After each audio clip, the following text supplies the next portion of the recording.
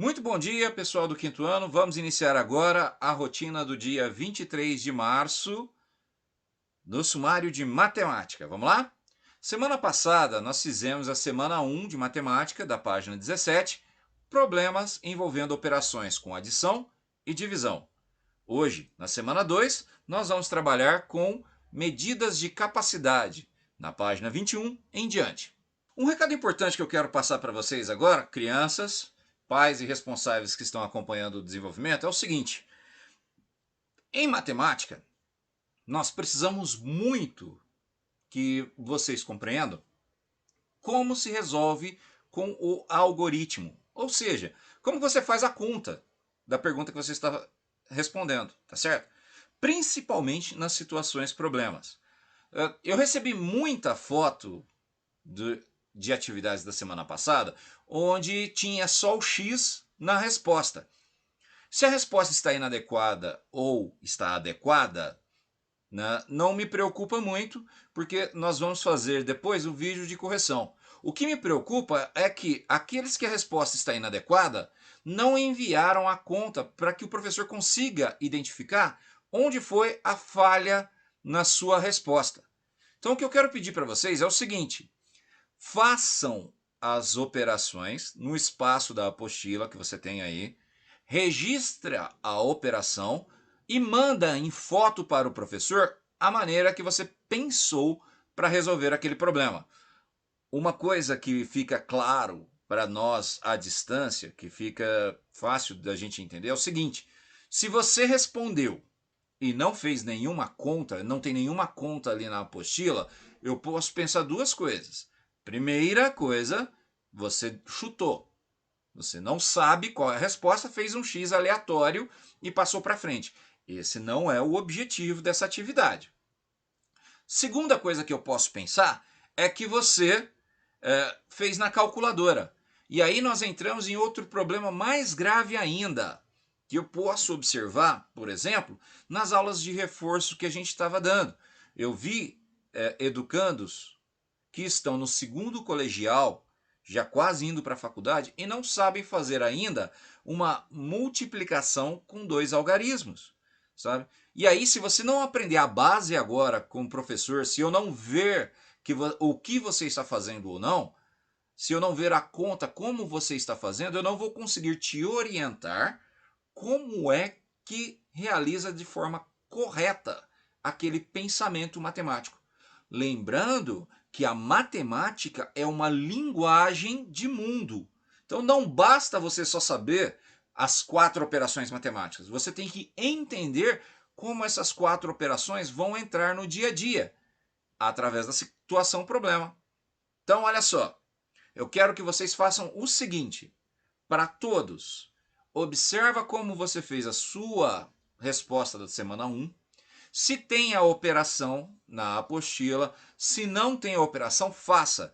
Mande para o professor. Mesmo que tiver errado a sua conta, mesmo que você achar que está errado, manda para o professor entender como você está pensando. Assim fica mais fácil o professor montar um vídeo, como eu montei o da divisão, para explicar a forma correta de se usar o algoritmo da matemática naquilo que você está tendo problemas de fazer, tá certo?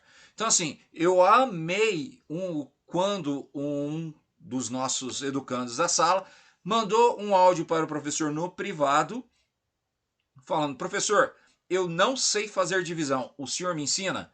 Isso para mim foi o máximo. Por quê? Porque aí eu entendi como que aquele educando em específico não estava conseguindo realizar, e fiz o vídeo para dar essa orientação de como funciona o algoritmo da divisão e as formas diferentes de se realizar essa mesma operação, tá certo? Então, se eu não souber o que você ainda não aprendeu, não tem como o professor te ajudar a superar esse momento.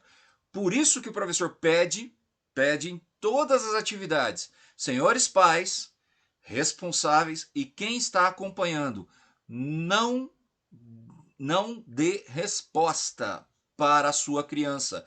Não responda a atividade pela sua criança. É melhor entregar uma apostila com todas as atividades erradas, que o professor saiba que tem que retomar aquele conteúdo, do que você entregar uma atividade com todas as atividades respondidas de maneira correta, mas a sua criança não aprendeu nada. O nosso objetivo com essa aula à distância é exatamente cumprir, responder e ajudar na aprendizagem desses conceitos que o seu educando ainda não aprendeu, tá certo? Não existe, não existe vergonha em não saber. Eu tenho essa postura, não existe vergonha em não saber. Não saber também é uma forma de saber. E se você não sabe, peça auxílio para aquele que está à sua frente. Eu, como professor, também erro. E aí, quando eu erro, eu busco orientação para corrigir aquilo. Por isso, nós temos supervisores pedagógicos, nós temos coordenadores pedagógicos, diretores e secretários municipais de educação, para nos ajudar quando tem essa falha. Então, eu vou pedir para vocês, mais uma vez, não tenham vergonha de errar, não tenham vergonha de mandar para o professor aquilo que você não sabe. Esse é o momento para você aprender. Então vamos aprender juntos? Estou esperando a sua foto, hein? E nessa semana nós vamos conversar sobre um outro tipo de atividade que vai exigir muito de vocês, tanto o conhecimento na multiplicação quanto na divisão, que são as medidas de capacidade. Vamos ao trabalho? Então vamos lá. Semana 2. Unidade temática: probabilidade e estatística e geometria. Objeto do conhecimento: leitura, interpretação e representação de dados em tabelas de dupla entrada, gráficos de colunas simples e agrupadas, gráficos de barras e colunas e gráficos pictóricos. Medidas de comprimento, área, massa, tempo, temperatura e capacidade.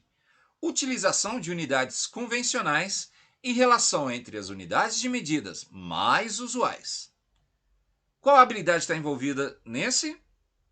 Ler, interpretar e analisar dados apresentados em tabelas simples ou de dupla entrada e em gráficos de colunas ou pictóricos, com base em informações das diferentes áreas do conhecimento, e produzir textos com a síntese de sua análise.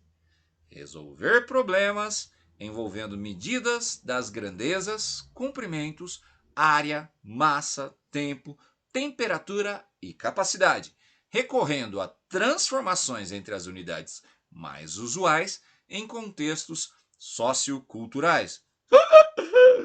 Que é isso? Calma, gente, calma. São todas as habilidades que a gente já faz no dia a dia. Então vamos ver agora como que elas são registradas com a linguagem matemática, tá certo? Como que a gente vai fazer isso? Através de situações, problemas, operações com números e medidas. E a interdisciplinaridade, o que entra aí?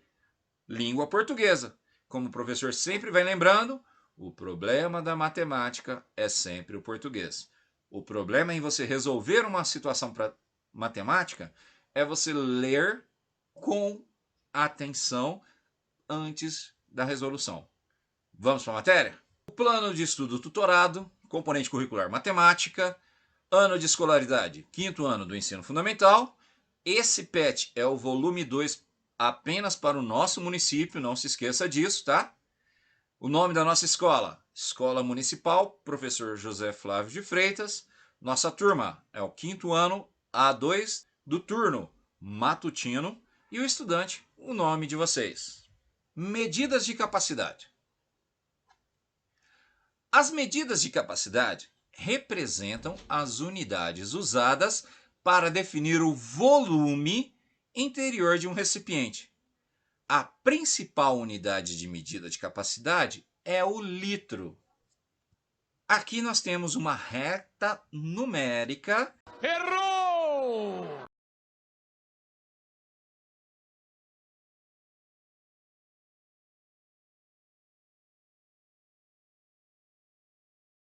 Onde o professor colocou para vocês as medidas de capacidade. Então, nós temos o litro, o decilitro, o centilitro e o mililitro. Saindo do litro para o decilitro, eu tenho a unidade dividida em 10 partes iguais.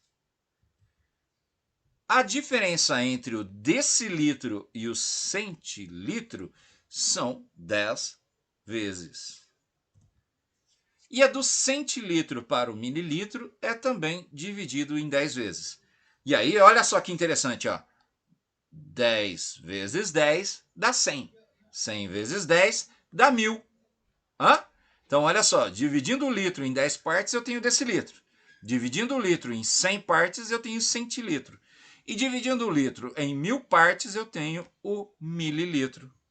Ah, agora eu entendi! Falemos então de medidas de capacidade. O que são?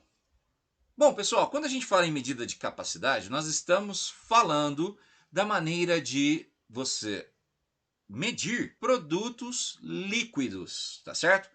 Nós temos, na medida de capacidade, nós temos a unidade fundamental, é o litro, simbolizado pela letra L, tá? E a medida fundamental dela é 1 litro, ok? Então, a capacidade é medida em litros. O litro também apresenta submúltiplos, ou seja, as divisões do litro, que são o decilitro, que é o litro dividido em 10 partes, o símbolo dele é o DL, e a sua unidade representativa é 1/10 de litro. Também possui outro submúltiplo do litro, é o centílitro, que tem como símbolo o CL, e a sua unidade de apresentação é 1/100 de litro. Tá? A mais usual, que nós temos mais comum, é o mililitro, que tem como símbolo o ml, tá? E ele é 1/1000 do litro. Ele é o mais importante, o mais utilizado, tá? De todos os submúltiplos, o que a gente mais usa é o mililitro. E aí eu gostaria de chamar a atenção para vocês, chamar a atenção de vocês para essa nomenclatura da matemática aqui, ó. Você não fala jamais L, 1L. Você não fala jamais 0,1 L. Você não fala jamais 0,01 L.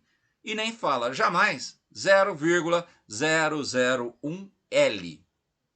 Uma das coisas que nós precisamos tomar muito cuidado com a matemática é que ela tem a sua linguagem própria. Então, não existe um L na matemática. Quando eu vejo esse registro na matemática, eu estou falando de 1 litro. Quando eu estou falando de uma casa depois da vírgula, é sempre décimos. Então, quando eu faço essa leitura aqui, eu estou lendo 1/10 do litro, ou 1 decilitro. 1/10 do litro, ou 1 decilitro. Quando eu estou lendo esse aqui, não estou falando 0,01 L. Eu estou falando 1/100 do litro. 1/100 do litro, ou seja, 1 centilitro. Quando eu estou falando essa leitura aqui, eu não estou lendo 1 ml. Eu preciso ler 1 mililitro. 1 mililitro, ou seja, a milésima parte do litro. E o que significa isso? Décima parte, centésima parte e milésima parte. Representa que a décima parte, que o litro foi dividido em 10 partes iguais. A centésima parte significa que o litro foi dividido em 100 partes iguais. É a verdade. Já a milésima parte quer dizer que o litro foi dividido em 1000 partes iguais.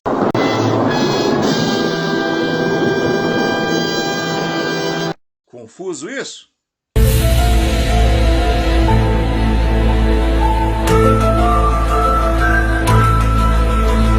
Calma aí que nós vamos explicar melhor. É claro. Vamos falar de medidas de capacidade. Vamos relembrar. Observa, pessoal. A unidade de medida de capacidade base é o litro, representado pela letra L. O decilitro é o submúltiplo do litro dividido em 10 vezes. Isso significa que 1 decilitro vale 1/10 do litro.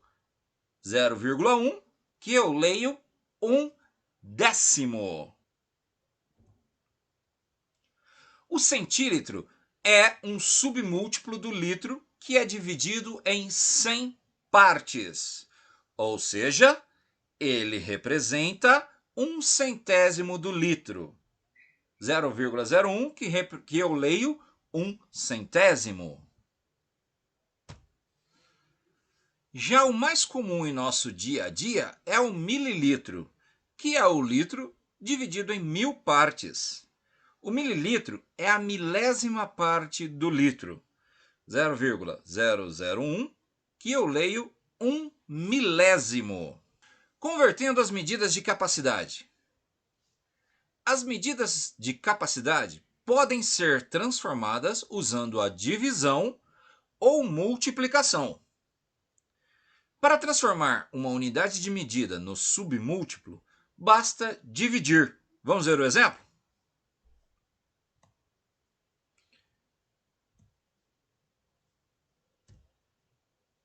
Para transformar litros em decilitros, basta dividir por 10.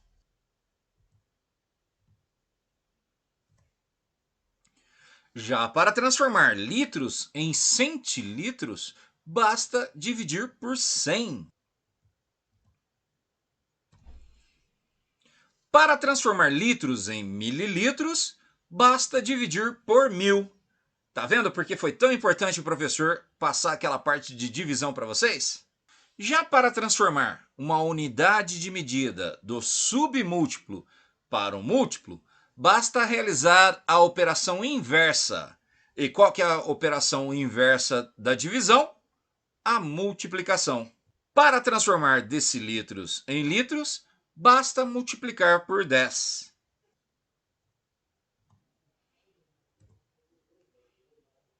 Para transformar centilitros em litros, basta multiplicar por 100. Para transformar mililitros em litros, basta multiplicar por 1000.